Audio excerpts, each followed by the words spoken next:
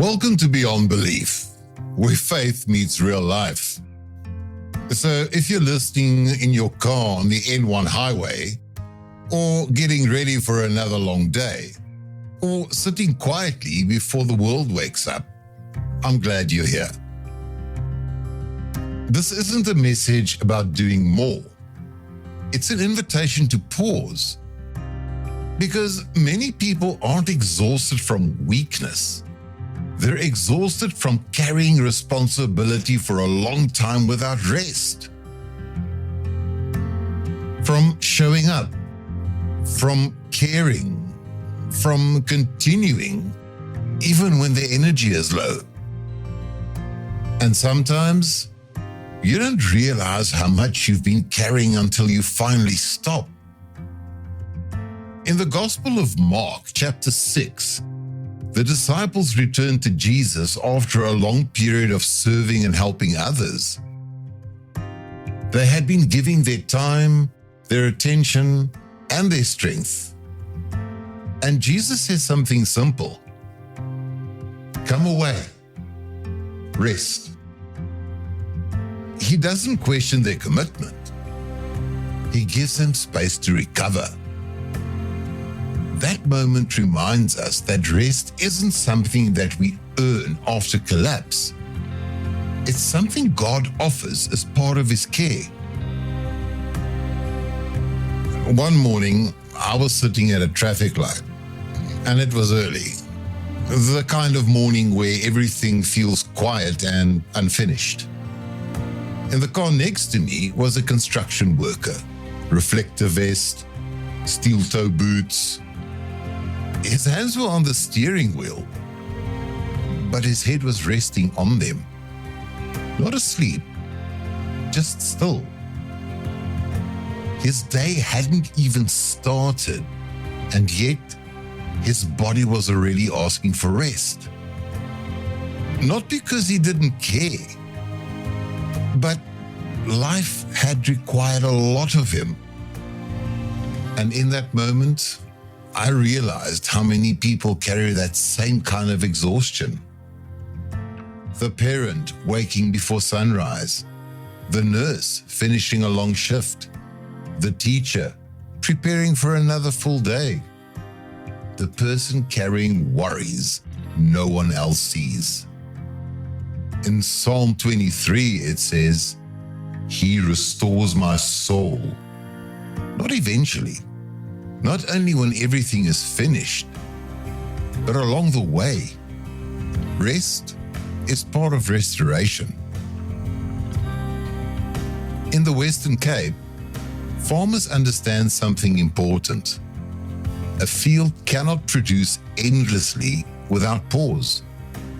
Eventually, the soil needs time to recover. Not because something went wrong, but because rest is part of how growth continues. A farmer once said, resting the field protects the future harvest. And that truth applies to people too. In Ecclesiastes, we're reminded there's a time for everything, a time to plant and a time to pause. Life was never designed to be constant output. Even creation has rhythms, morning and evening, work and stillness, effort and restoration. Rest isn't interruption. It's part of the rhythm. In 1 Kings chapter 19, Elijah reaches a point where he just can't continue. He sits down under a tree and admits he's got nothing left. And God doesn't respond with disappointment. God lets him sleep.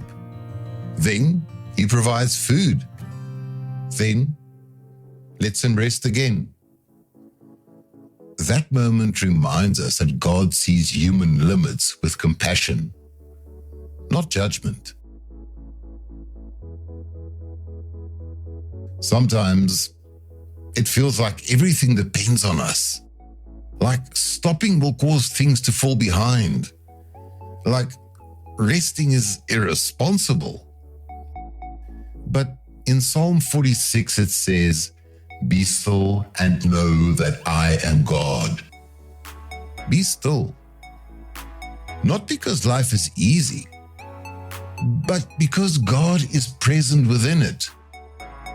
In Matthew 11, Jesus says, "Come to me, all who are weary, and I will give you rest."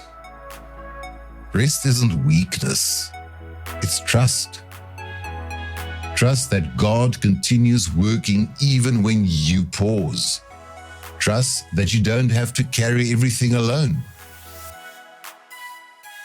If you've been feeling tired, if you've been carrying more than usual, if your mind and body have been asking for stillness, take a moment to breathe. Let your shoulders relax. Let your thoughts slow down. In Psalm 23, we are reminded that God restores the soul, not through pressure, through presence.